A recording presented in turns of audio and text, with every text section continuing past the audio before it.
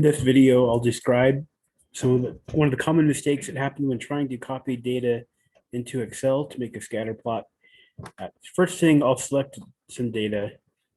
Oh, I've got this data set. I'm going to hit Control C, or you can also right click and copy. And now I'll go to Excel. If I open up Excel and I double click inside the cell, or whatever cell I'm doing this in, you see that there's a blinking cursor. If I try to paste in there, it won't really be anything that I can graph. There's all these weird spaces in there, and that is not graphable. You cannot make a scatter plot with that. Instead, what I'll do is I'll select a cell. You notice there's no cursor in there, and I can right click and paste. There's keep source formatting or match destination formatting. That works. Control V will also paste it.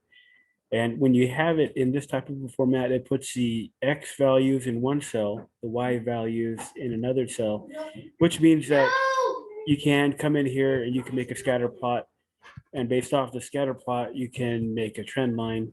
And however, whatever trend line that you feel fit better for your data set. Anyways, hopefully that little tip helps as you're putting the data to where it needs to be.